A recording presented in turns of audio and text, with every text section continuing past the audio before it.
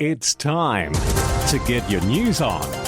We are VK1WIA. Absolutely got the nail on the head. It is the national news. It is for week commencing April 7 in the good year 2024. And this week, your elected WIA Director, Stephen Green, has all the news of WIA happenings. WIA AGM news further this week from David, VK4DN, Secretary, Bundaberg Amateur Radio Club. From Bundaberg, we travel northwest and see you in the Northern Territory. World Amateur Radio Day is celebrated each year, April 18, and Jason, VK2LAW, has the guff. Henry, VK2ZHE, President of the Oxley Region Amateur Radio Club, has news for you about their upcoming field day. And from VK3, hot off the seam wireless, an inaugural Radio Fest is about to happen in sunny Bendigo. But wait, there's much, much more in this edition of news from the Wireless Institute of Australia. I'm Editor Graham, VK4BB. Who listens to radio? Clive, VK6, CSW. I am Alan, VK5, Mike Alpha Kilo. I'm John Knox, VK4 FJRK. I'm Bruce, VK3 Triple F in sunny Bendigo. This is Frank, VK2 BFC. That's all! G'day, this is David, VK4DN from the Bundy Amateur Radio Club. Just a reminder that if you're attending the WIA convention and AGM in Bundaberg on the 4th and the 5th of May and flying into Bundaberg, please make contact with our club and let us know the time of your arrival so we can make sure to meet you at the airport in our minibus. The driver will take you to your accommodation and will also ferry you to and from the WIA convention, gala dinner and AGM. So if you are flying into Bundy, please let us know your incoming flight times. Also, if you haven't already registered for the event, the bookings can now be made via the WIA website. There will also be opportunities for spouses and family to attend tourist venues in Bundaberg over the weekend, such as the historic Bundaberg Rum Distillery Tour. If you have any questions, let us know. 73 from David, VK4DN, Secretary, Bundaberg Amateur Radio Club. We are VK1WIA. See you in the NT. And what better way to see than by drone? Businesses, investors, training providers and industry stakeholders have been invited to participate in the Northern Territory Government's Drone Technology Innovation Cluster, this to grow the Territory's drone industry. Challenge participants will design a proposal for the Drone Technology Innovation Cluster to facilitate the development of drone and associated industries in the Territory. The winning design proposal will be judged based on which concept offers the most value for the Territory. The winning consortium will be able to negotiate a contract with the Territory Government for the procurement of the proposal and also receive $100,000 in seed funding. One group showing interest is the provider of the largest coastal uncrewed aerial surveillance program in the Southern Hemisphere. This group, Surf Life Saving New South Wales. We are VK1WIA. Now, international news with VK2LAW Jason. Hello. World Amateur Radio Day is celebrated each year on April 18. The theme for 2024 is A Century of Connections, celebrating 100 years of amateur radio innovation, community and advocacy. The global event spans 2 days, Thursday, April 18, 0000 UTC, to Friday, April 19, 0000 UTC. On April 18, 1925, the IARU was formed in Paris and will celebrate its centenary in 2025. American Radio Relay League co-founder Hiram Percy Maxim was the organisation's first president. All radio amateurs on Earth are invited to take to the airwaves to enjoy the global friendship with other amateurs and to show their skills and capabilities to the public.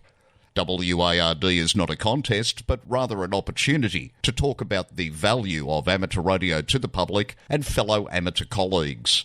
It's also a great opportunity to talk about local radio clubs and amateur radio in local media. To news from Belgium, 23 centimetre band restrictions. Belgium's regulator, the BIPT, has published draft restrictions on amateur radio operation in their 23-centimetre band. The new restrictions include Class A, equivalent of our full call, a whopping loss of almost 52 megahertz. Size of band proposed to be reduced from 60 megahertz to 8.24 megahertz, with the satellite allocation reduced to just 2 megahertz, 1260 to 1262 megahertz. And the antenna elevation must always be more than 15 degrees above the horizon, and the transmission power is limited to 50 watts CIRP. To news from the UK. Congratulations are in order for Chris Whitmarsh, Golf Zero Foxtrot Delta Zulu, who's been presented with an RSGB Lifetime Achievement Award by RSGB President John McCullough, Golf India 4, Bravo Whiskey Mike, and RSGB Board Chair Stuart Bryant, Golf 3 Yankee Sierra X-Ray. Recipient Chris is the only amateur in the UK to have had a 2A QSO on every single amateur band for which we are licensed. Now that's some achievement. To Tinseltown, news out of Hollywood, FCC auction program receives Emmy Award. The Emmy Awards, best known for their celebrity recipients, has a new well-known recipient amongst the ranks, the US Federal Communications Commission. That report comes to us from AR Newsline and George Kilo Juliet 6 Victor Uniform. In the U.S., the Emmy Awards, bestowed by the National Academy of Television Arts and Sciences, are best known for acknowledging stellar achievements in the television industry. This year, however, a somewhat unconventional award recipient stood out amongst the more typical award winners in entertainment and sports programming. The Federal Communications Commission, the U.S. government regulatory agency, was the recipient of a Technology and Engineering Emmy Award for having held a broadcast auction. The auction, which took place over several years, opened the door for TV stations to receive incentive payments in exchange for their return of underutilized parts of the broadcast spectrum. The funds the stations received enabled them to reinvest in their own operations, while the newly available spectrum was auctioned off to wireless broadband carriers to use for 5G and other services. The auction brought in a gross total of $19.8 billion in U.S. currency. 50 broadcasters received over $10 billion in payments. Another $7.3 billion went to the U.S. Treasury to help reduce the federal deficit. This is George Zafiropoulos, KJ6VU. Thanks, George. Students from Plymouth State University in the USA will be spending 30 hours releasing human-sized weather balloons, 1 per hour, to collect data on temperature, humidity, air pressure, winds and ultraviolet rays between the ground and about 100,000 feet during the April 8 total eclipse. They're one of 55 teams around the country doing this in a project coordinated by NASA. Another project triggered by the eclipse involves amateur radio operators throughout the country who'll be using their signals to study the effect of the moon's shadow on the ionosphere. This upcoming eclipse offers all sorts of opportunities to discover more about how our universe works. While many will watch the moon and sun share the spotlight through the day, some students at Case Western Reserve University are focused on the space between, specifically the hundreds of miles far above the clouds, but below outer space known as the ionosphere. Members of the Case Amateur Radio Club Whiskey 8 Echo Delta Uniform are amongst those across the USA and the globe set to test what happens when the moon gets in the way of the sun and how that impacts or doesn't radio communications. An Indiana county that will experience totality during the April 8 solar eclipse is cranking up the power on its Travelers Information radio station to help visitors. The station normally runs at 10 watts, but for the period April 1 to 15 is allowed 100 watts and an antenna height close to twice its norm. The station will provide locations and details of free events and viewing sites throughout the area. For VK1WIA National News, in Sydney, I'm Jason, VK2LAW. From here, there and everywhere, you've tuned to the Wireless Institute of Australia's national news service. We are VK1WIA. Now, operational news with Felix, VK4FUQ. Hello there. Now, contest-wise 2024. IRUHF World Championship the second full weekend of July, that is 13-14. Starts 0 hours UTC Saturday, ends 23:59 hours UTC Sunday. Trans-Tasman Low Band Contest, July 21st, 2024. Only contest bands 160, 80 and 40 metres are allowed with SSB, CW and digital, that is RIDI or PSK. This contest is another official WIA contest that will count towards the Peter Brown Contest Champion Awards. Yoda Contest 2024. The next two sessions of this year's Yoda Contest will be from 10 hours UTC to 21:59 hours UTC on 21 July and 29 December on the 5 classic bands CW and SSB. Everyone can work everyone. August 17-18 Remembrance Day Contest. This contest commemorates the Australian amateurs who died during World War II and is designed to encourage friendly participation and help improve the operating skills of participants. It is held on the weekend closest to the 15th of August, the date on which hostilities ceased in the Southwest Pacific area. A perpetual trophy is awarded annually to the Australian state or territory with the best performance. The name of the winning state or territory is inscribed on the trophy, and that state or territory then holds the trophy for 12 months. The winning state or territory is also given a certificate, as they are leading entrants. Amateurs will endeavour contact amateurs in VK call areas, ZL and P29. On all bands except WIA bands, modes allowed are phone, CW and RIDI as per the era remembered. Again, the 2024 contest is 17th and 18th August. 44th Alara contest, and this Alara contest is always held on the last full weekend of August. Starts Saturday 25th August, 0600 hours UTC, ends Sunday 26th August at 0559 hours UTC. Oceania Dex Contest, SSB and CW. This year's contest will be held on October the 5th and 12th respectively. Dick's Window to the World. Special Event Station Golf Bravo 0 Whiskey Yankee Tango will be active from RAF Wyden during the airfields on the air event on the weekend of the 13th and 14th of April. This is the 12th year that the station has put on a special event station for the event. The call sign will again be operated by RAF Air Cadet Communication staff and club members from the Huntingdon Shire Amateur Radio Society, from a site just west of the main runway at Wyden. Namibia. QRV is V51WH from Omauru until the end of April. Activities on 160 to 10 metres, including 60 metres for those in the world able to use that band. V51WH. QSL Lagunta, home call is DK2WH. Solomon Islands. H44MS Bernard is operating in the Solomon Islands until the end of April on HF, using SSB and FT8. QSL via Club Logs OQRS. Dominican Republic. HI-180RD is on the air to celebrate the 180th anniversary of the Dominican Republic, declaring its independence from Haiti in 1844. Listen for activity on all bands and modes until the 30th of April, when around 25 operators from 5 radio clubs will be part of the event. For details of a certificate that is available, visit qrz.com. Austria. Oscar Echo 100 Romeo Alpha Delta India Oscar is active until the 31st of December, celebrating the 100th anniversary of the beginning of regular radio transmissions in Austria in 1924. The station has been heard recently on the 40-metre band using CW. QSL via the Bureau. Ireland.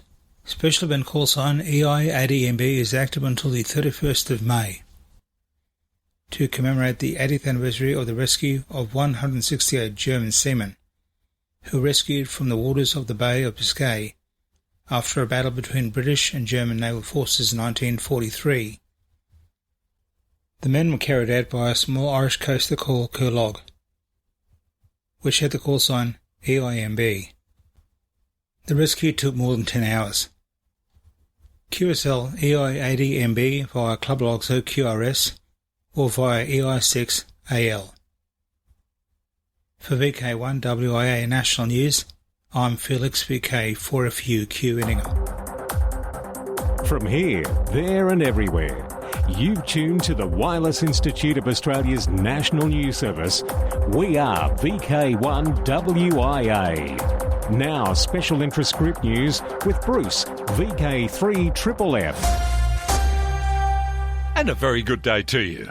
Worldwide special interest group news. Parks on the Air. Last week, here on WIA National News, we brought details of a park prefix update. In an effort to reorganise the Parks on the Air database in a way that meets ISO standards, POTA has begun rolling out changes to the way park entities are prefixed in many countries, and China was not impressed. With an update, Jim Meechan, ZL2BHF, shares this development. There's good news for POTA hunters, as POTA completes its conversion of labels to conform to the ISO-3166-2 standard. China has returned to participating in Parks on the Air. China's re-entry follows a number of discussions to resolve what POTA described as simple language barriers. According to documentation on the POTA website, the misunderstanding over POTA's reorganisation of its code system resulted in an unfortunate breakdown in communications because of these language issues. On Monday, March 25th, POTA announced on its website, quote, "We are happy to be able to reactivate China so quickly." End quote. This is Jim Meechan, ZL2BHF. Thanks, Jim. Worldwide special interest groups, astronomy and wireless weather. NASA Sungrazer program honours ham for comet hunting success. NASA's Sungrazer program is honouring an amateur radio operator here in the Great Southland for having tracked down previously unknown comets by studying spacecraft imagery.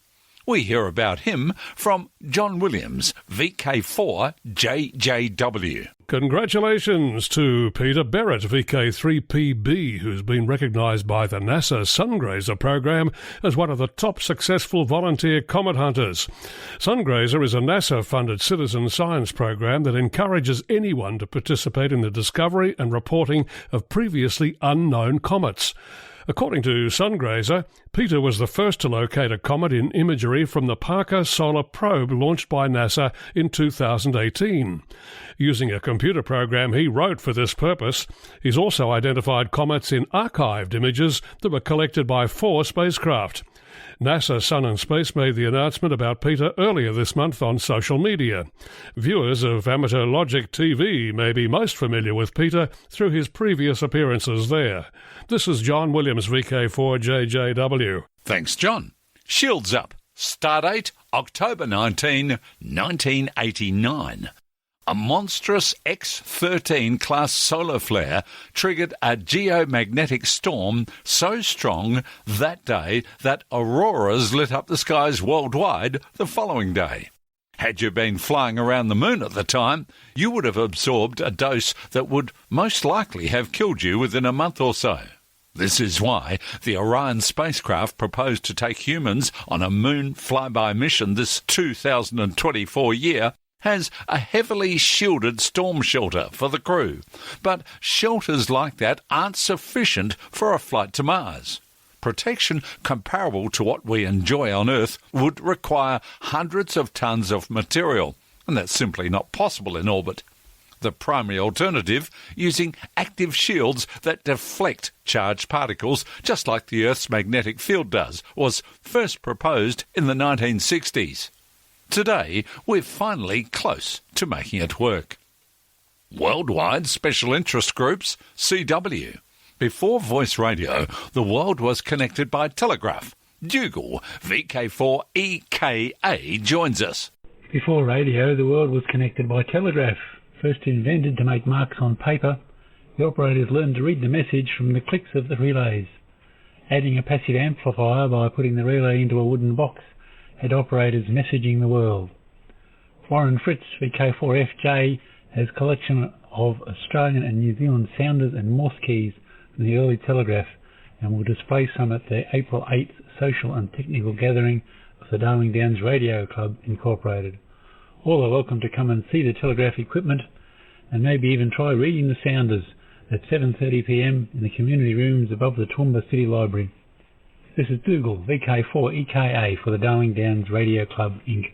Thanks, Dougal. Worldwide Special Interest Group's Final Frontier, AMSAT-DL proposes next-generation GEO-MEO amateur radio payload. At the request of the IARU, the European Space Agency is supporting an initiative to define a future amateur radio satellite payload in geostationary orbit. The implementation is to take place through collaborative cooperation between internal, industrial and amateur radio participants. This activity will consolidate the requirements of the amateur and commercial satellite industry, weigh up different payload options, address the future user segment, develop scenarios for the financing, procurement and operation of such a payload, and investigate possibilities for placement on geostationary platforms. Among the possible orbits such as MEO, HEO and GEO, the GEO orbit has proven to be the most suitable due to the extensive experience with Oscar 100. A good compromise for the orbit position would be 43 degrees west to also support Eastern European countries and most of North America. AMSAT UK, along with the British Amateur Television Club, AMSAT NA and the UK Microwave Group previously made a separate proposal. And I'm not going to sing this, I'll say it, I've been working on the railroad. Northrop Grumman Corporation was selected last month to further develop the concept of building a moon-based railroad network as a part of the broader 10-year lunar architecture capability study. The envisioned lunar railway network could transport we mere humans, our supplies and resources for commercial ventures across the lunar surface. Worldwide Special Interest Groups IOTA. IOTA grant program expands to more locations. Ireland on the Air has expanded a program that will help fund activations of more rare locations. The Islands on the Air De-Expedition Fund, created last year to support activations in rare locations with no activity for at least 15 years, has expanded its qualifications to include additional islands and island groups.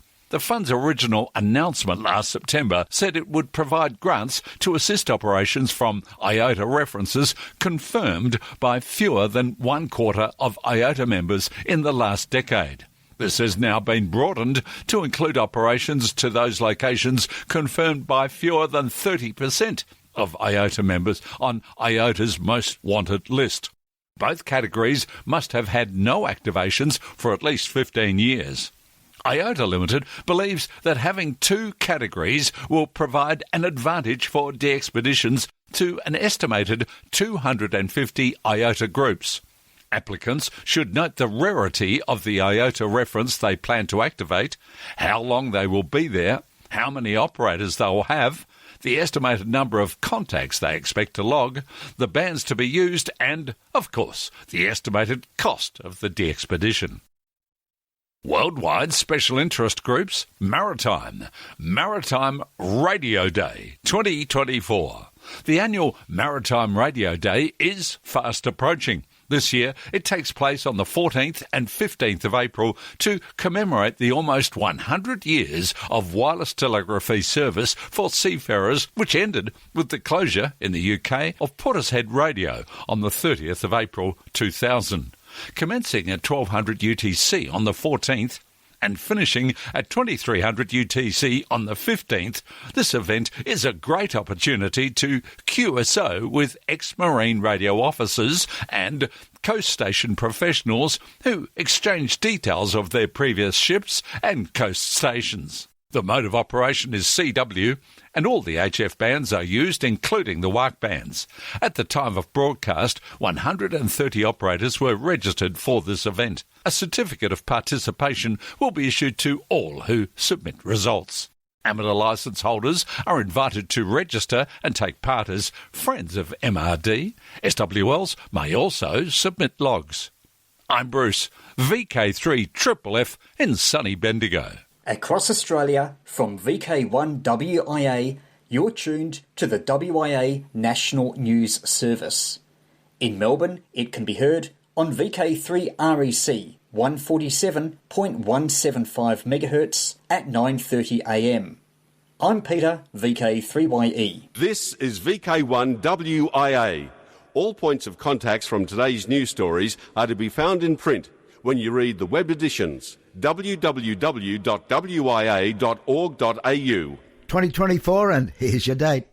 Clubs are welcome to email text with audio for this section, and details of all WIA affiliated clubs and societies can be found on wia.org.au, and that includes email addresses and website links.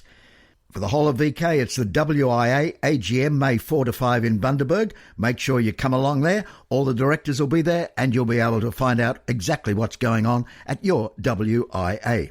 Also, same date, May 4 and 5 in Bundaberg, and also in Dorrigo, New South Wales, it's Parkfest.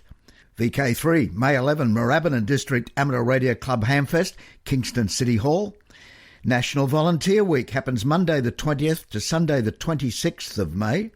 In VK2, June 8 and 9, Oxley Region Amateur Radio Club's Field Day. I'm Henry, VK2ZHE, President of the Oxley Region Amateur Radio Club.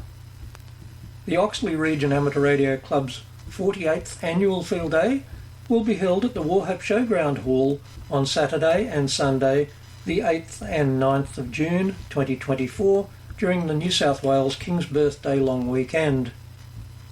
There will be all the usual field day activities, including traders, trash and treasure, fox hunting and a homebrew display.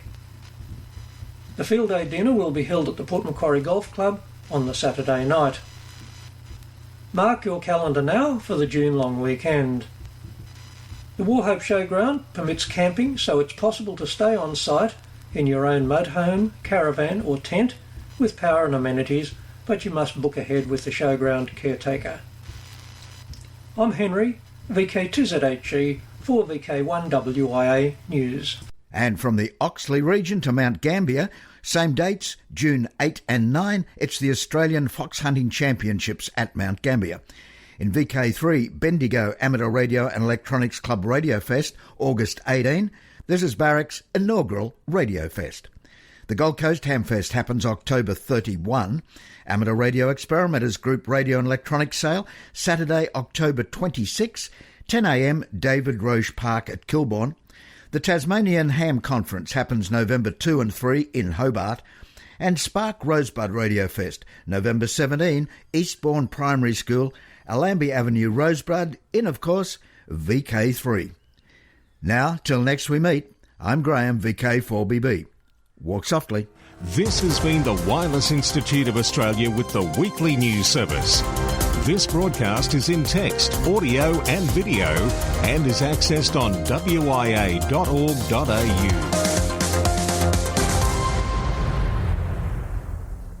Courtesy of Bevan, VK5BD's ATV and YouTube channel, this has been WIA National News. We're back now, live and local, and your voice, your callbacks. And don't forget, tick like.